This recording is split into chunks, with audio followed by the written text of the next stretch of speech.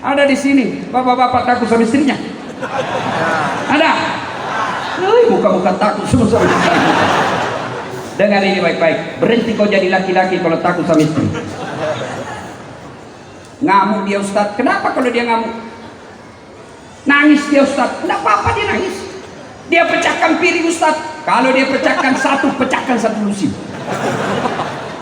Dia pecahkan semua. Kenapa? Piring gelas boleh dibeli, harga diri sebagai suami tidak boleh didaya istri. Takbir. Yang takbir itulah yang takut sama istri. Dan kalaupun ada yang dimutasi karena dulu tidak mendukung Pak Gubernur, kau dimutasi, resiko bos. Resiko. Kau dulu kepala dinas tapi salah dukung, nonjok jadi staf ahli yang tidak ada stafnya. Maka kau sabar, kan sudah mau juga kepala dinas, kasih lagi gerbong gubernur baru. Tapi kalau dia orang baik, beriman kepada Allah, tidak peduli, maka saudara, jadilah Islam yang rahmatan lil alamin. Itu kepada orang lain. Sekarang kepada keluarga. Oh, banyaknya orang 30 tahun suami istri hanya karena perkara WhatsApp salah masuk dimaki-maki suaminya. Memang kau pembohong.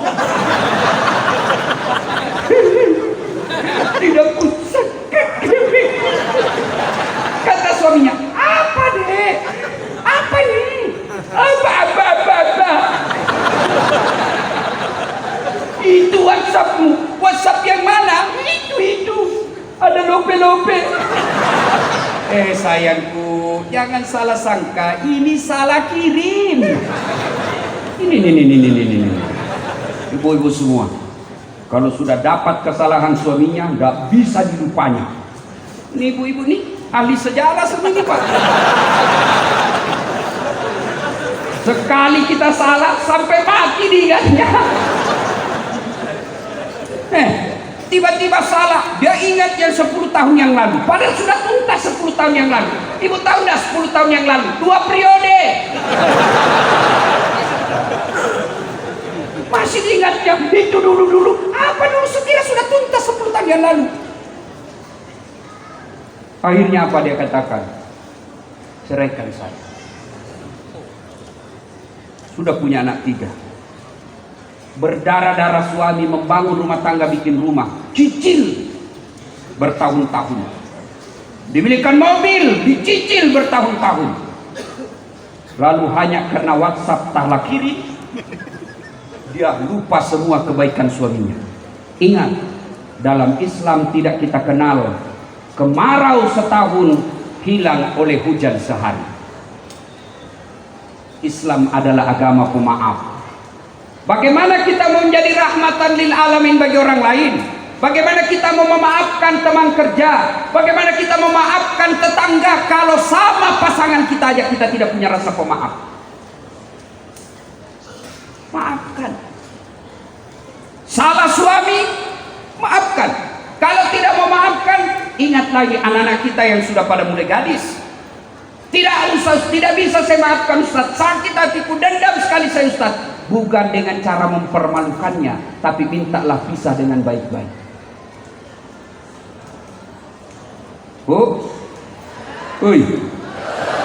Mau masuk surga dengan gampang? Mau? Suruh suami kawin lagi.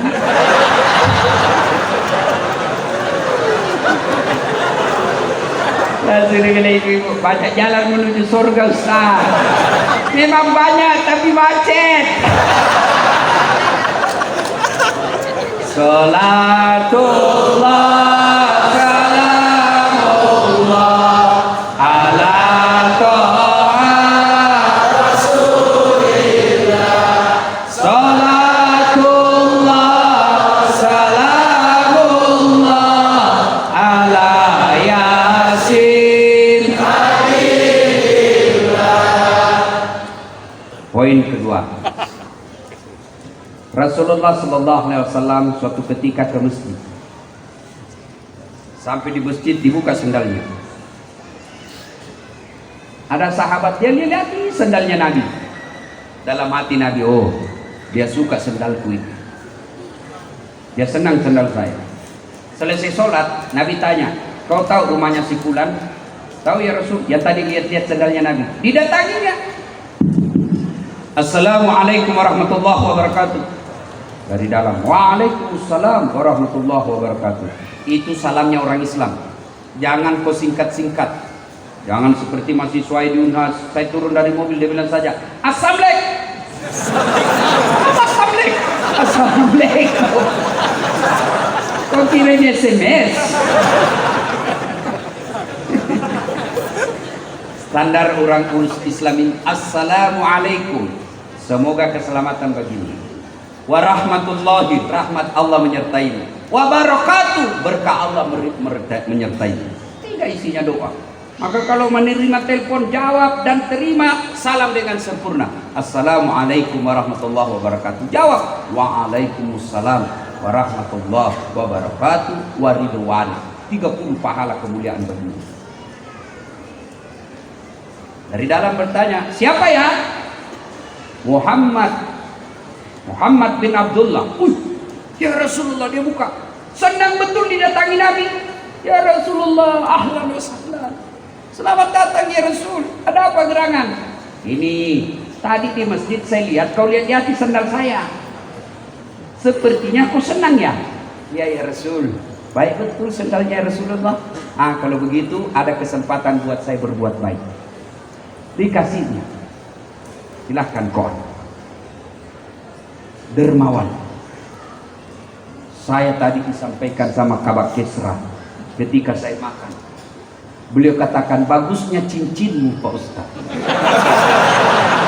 Dalam hati saya, dia mau menjebak saya ini.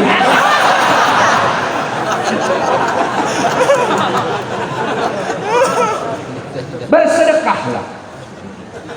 Ustaz, kenapa rumah tangga saya kok tidak bisa tenang dalam rumah? Kamu pelit.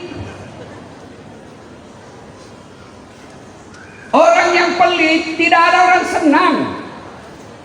Saya tanya, saudara-saudaraku, senang pejabat yang pelit atau dermawan? Dengar Pak Guru.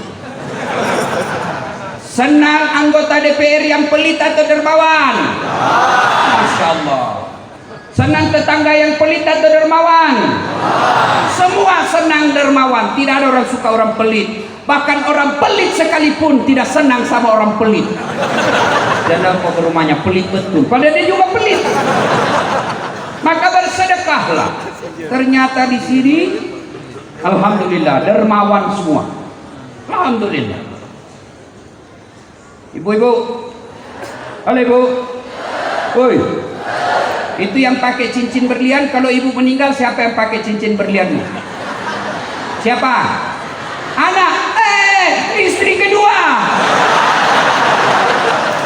Kawin lagi suamimu. Iyalah, pasti kita kawin lagi. Dia dengarlah istri saya Pak Gu, mamanya cek di rumah. Dia dengar di ceramah saya. Dan jadi Ustaz, nanti kalau saya meninggal kamu mau kawin lagi. Saya bilang, kok duduk di sini sayang. Saya perlu. Lalu saya bilang, sayang dengar baik-baik. Jangankan kau meninggal, kau masih hidup saja ini selalu pikiran mau kawin lagi.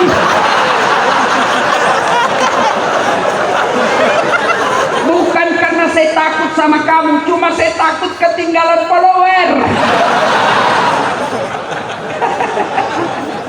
Ayo, ibu-ibu, emas berlian demi Allah, kalau ibu meninggal bukan ahli waris, istri kedua yang punya. Daripada dinikmati istri kedua, mending sedekah.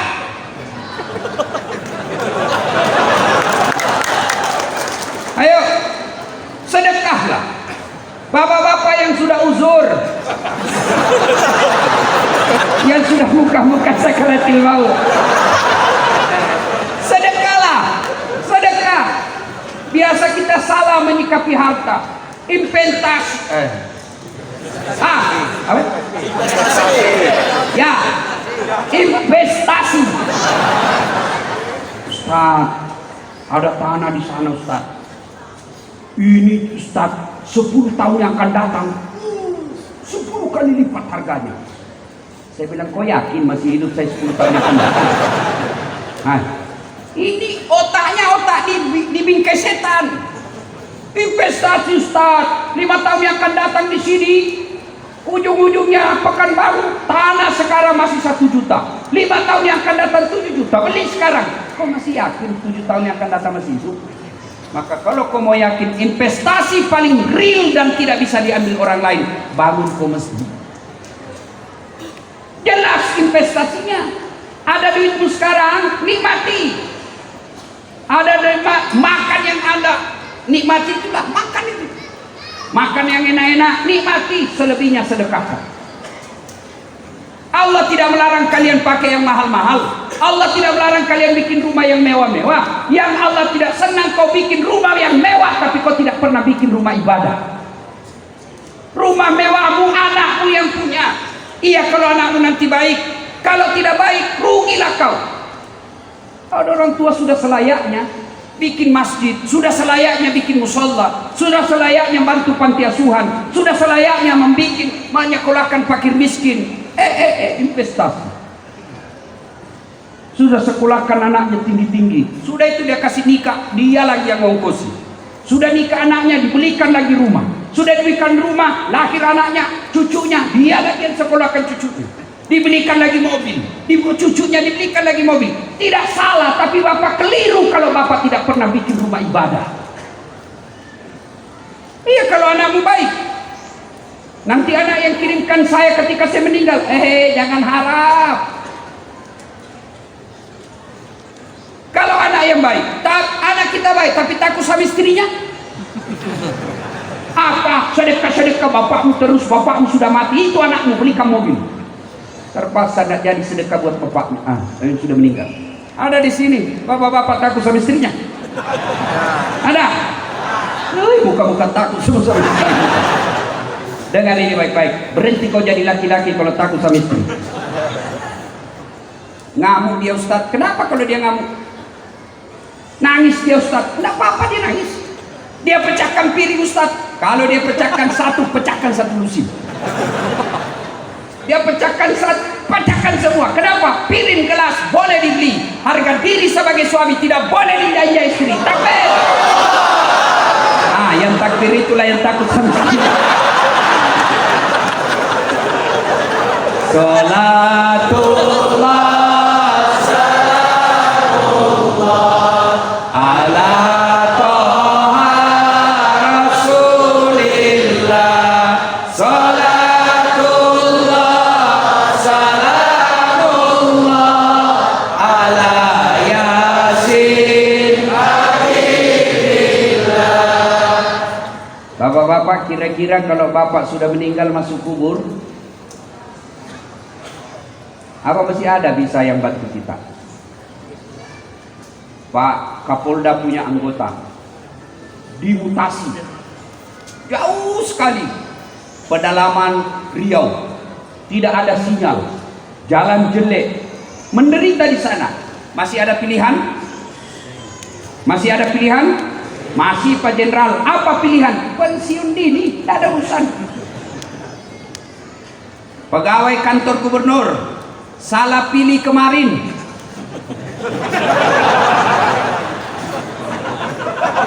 Dimutasi. Tadinya komandan Satpol PP, polisi setengah.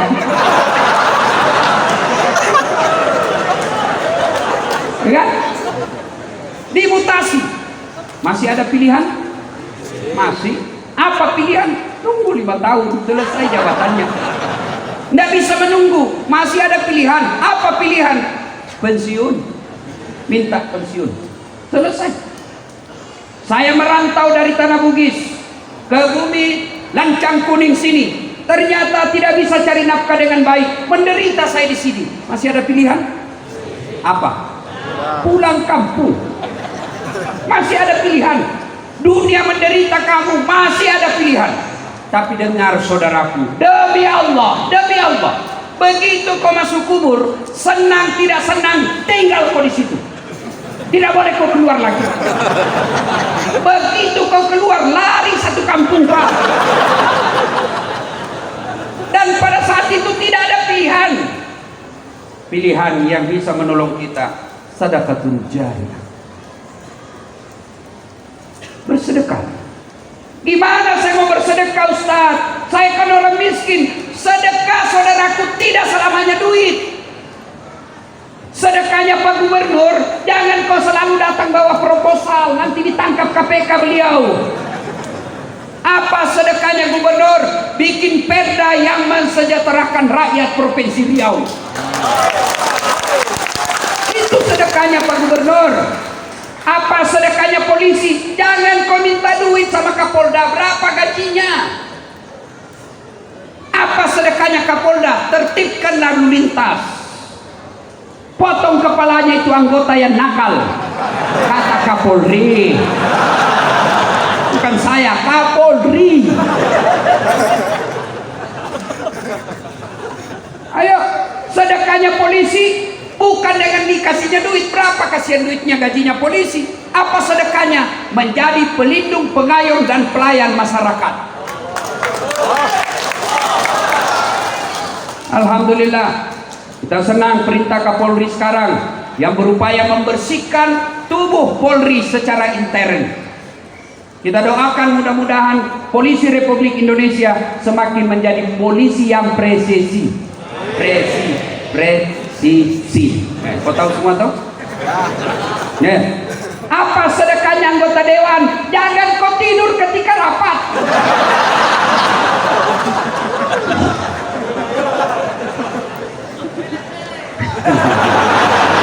Nakal kau ya. Pak Gub, pernah dengar ceritanya anggota DPR di akhirat? Wow, masuklah ini yang ada penghafal Quran Pak Gub, masuk surga. Begitu masuk surga dilihat, kenapa banyak anggota dewan ini di surga? Di negara saya ditangkapi gara-gara korupsi. Dia datang protes sama malaikat penjaga surga. Malaikat, kenapa banyak anggota dewan di dalam sini? Di negara saya ditangkap mereka itu korupsi.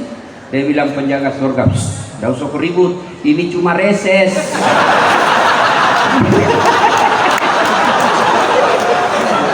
Bukan anggota DPR yang hadir di tempat ini, bukan. Yang hadir di tempat ini anggota dewan yang baik. Coba di anggota dewan kita kalau mau dipilih, datang keluar masuk masjid pakai serban, pakai gamis, bajunya lengkap. Kala-kala penampilannya ada saat latih. Begitu terpilih, tidak pernah lagi datang masjid. Ada begitu di Riau? Ada. Kau salah, kenapa kau pilih?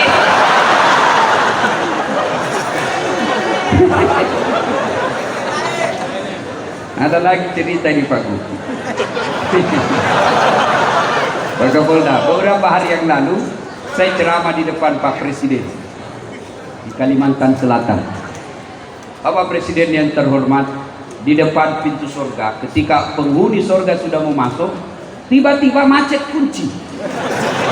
Macet kunci surga, tidak terbuka. Orang mau masuk macet kunci. Malaikat coba, tidak bisa terbuka. Akhirnya malaikat balik.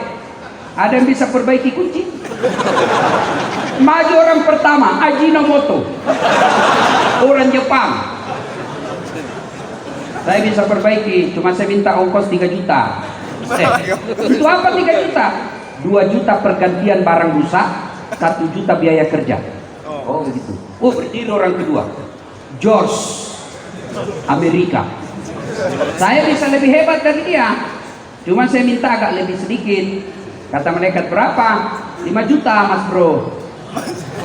Untuk apa 5 juta? 2 juta biaya riset, penelitian, kita mau tahu apa sebabnya supaya tidak terulang. 2 juta lagi pergantian barang yang rusak, 1 juta saja biaya kerja. Oh begitu. Maju orang ketiga. Saya bisa lebih hebat dari ini, lebih jago saya dari ini 2. Siapa kamu? Broker.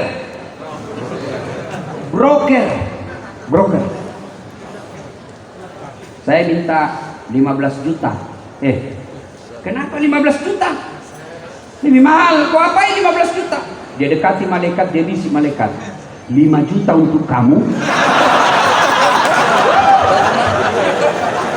5 juta untuk saya, 5 juta kasih orang Jepang kerja, masih ada untungnya.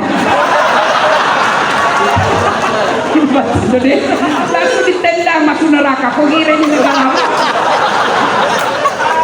Salatullah salamullah ala taha rasulillah. Salatullah salamullah ala yasin. Kisah ketiga. Dulu sedekah ya. Saya kan miskin Ustaz. Sedekah hari Jumat minimal. Sedekah apa? Kita lihat di masjid, dari toilet ke pintu masjid tidak ada sendal. Sedekahlah sendal jepit. 5. Dicuri orang Ustaz, berarti peluang lagi berbuat baik. Sedekah. Saya miskin Ustaz, belilah itu botol apa? Air gelas. Paling 25.000 satu dos, isinya 40 gelas. Bawa ke masjid seketika Jumat, tulis, silahkan nikmati. Yang minum ternyata penghafal Quran, yang minum ternyata imam, yang minum ternyata mubalik. Selama orang-orang soleh itu beribadah kepada Allah, tetesan air yang ada dalam dagingnya gara-gara kau belikan air, kamu dapat pahala. Sedekah, jangan terlalu pelit. Gimana mau bersedekah? Nah kadang-kadang kita lebih hormat kepada selebriti daripada sama ulama. Kalau ulang tahun kabupaten, undang artis, kasih 4 tiket bisnis kelas. Sampai di bandara, dari bandara ke hotel pakai koridor, tentara polisi mengawal. Kasih hotel bintang 5. Apa dia bawa si selebriti? Adalah alamat palsu. Datanglah dia, kelihatan dadanya, kelihatan pahanya. Jogetlah di depannya suaminya, Bu.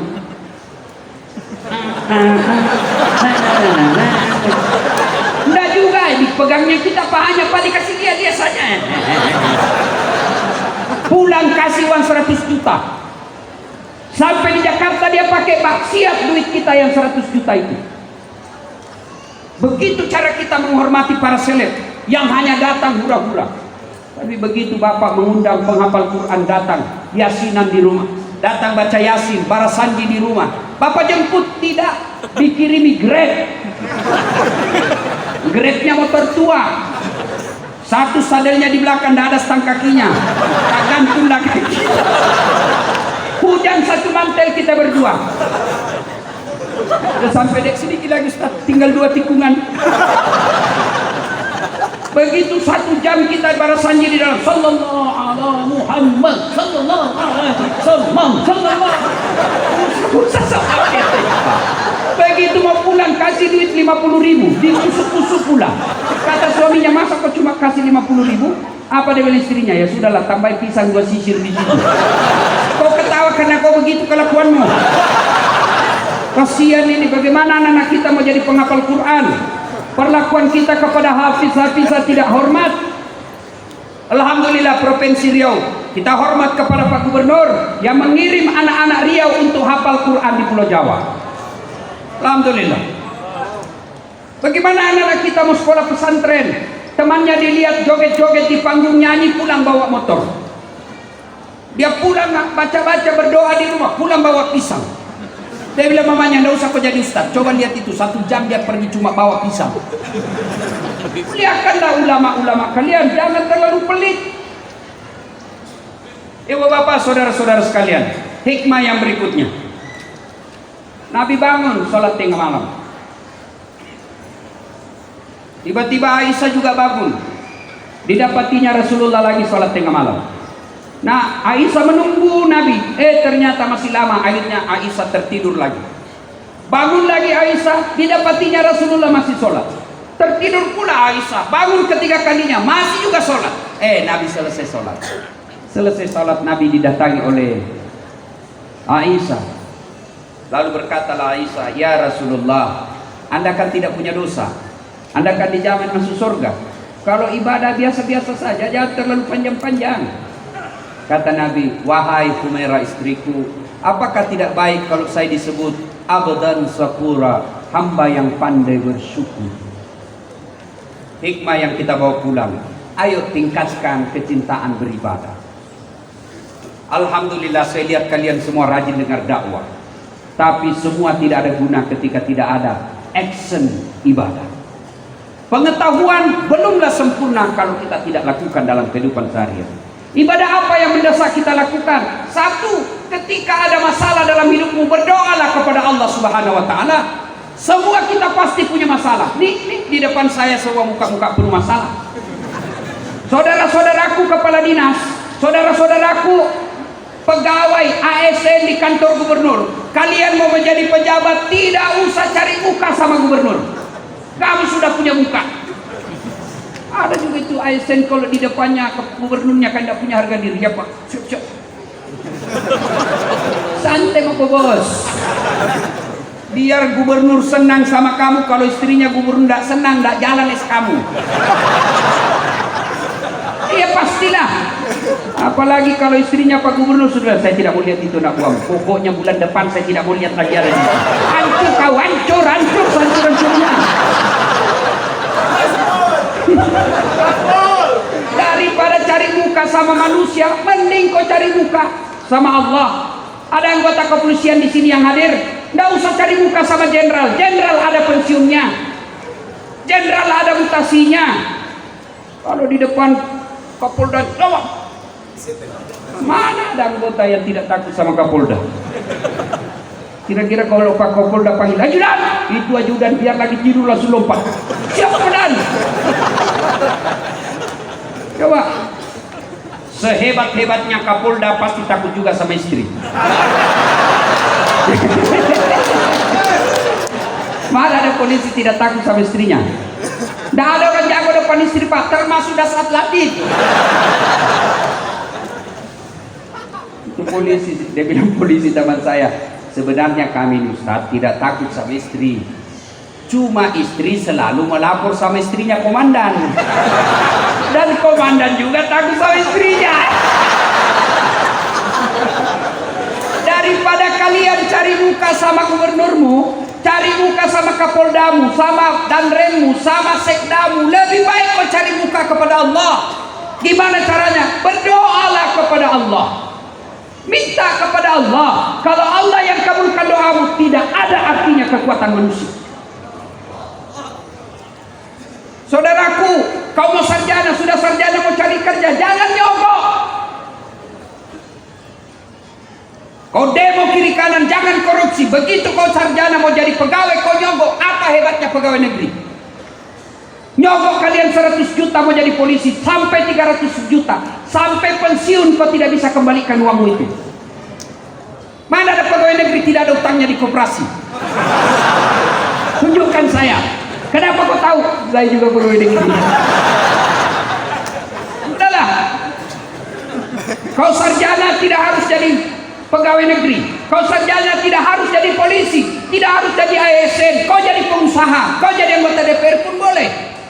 Adik-adik yang sarjana, kau pulang kampung, masa kau tidak bisa dapat di kabupatenmu 1.500 suara, 1.800 suara, insya Allah kau duduk di DPR. Perbaiki negaramu.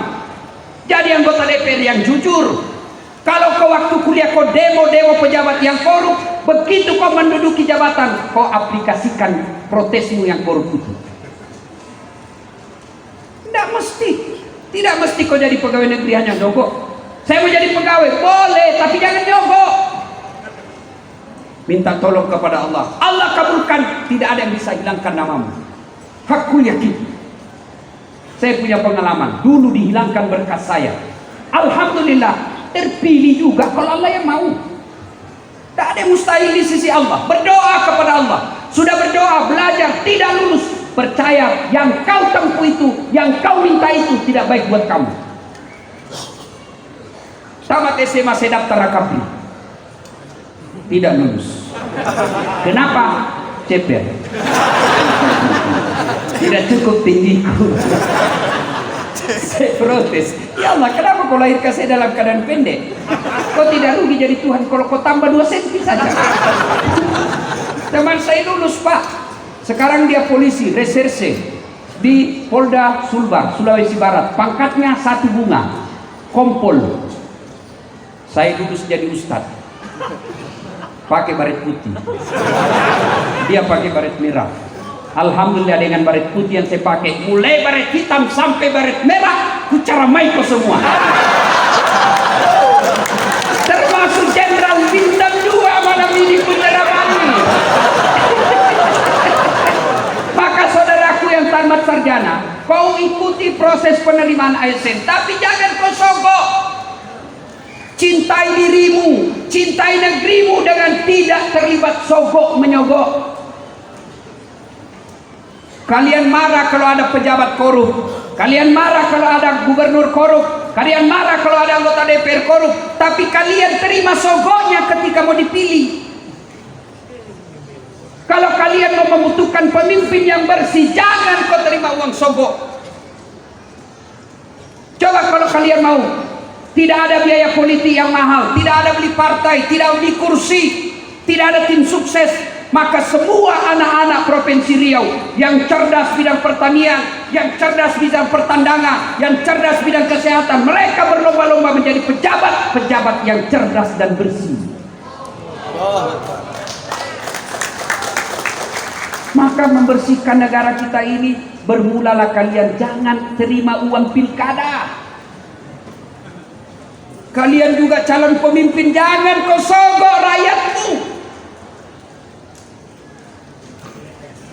Kalau rakyat tidak mau menerima sogok, pejabat yang mau jadi pejabat lagi tidak menyogok, maka terbentuklah sistem pemerintahan yang bersih, yang insya Allah rakyat ikut menikmatinya. Kalau kau minta 300.000, satu kali aja makan coto sop saudara Bugis Makassar habis. Begitu mereka tidak datang lagi melihatmu, kau bilang, kenapa ini anggota DPR tidak pernah lagi datang? Dia bilang apa? Untuk apa saya datang? Saya sudah bayar kau 300.000. Nah, ibu bapak, saudara-saudara sekalian, berdoa. Berdoa. Ibu-ibu ada masalah dalam rumah tangga, berdoa. Adik-adik mau kuliah, mau kerja, berdoa kepada Allah. Dan berdoa tidak harus bahasa Arab. Berdoa. Ud'uni astajib lakum, kata Allah. Berdoa kepadaku pasti saya kabulkan. Itu janji Allah. Maka begitu kalian menghadapi masalah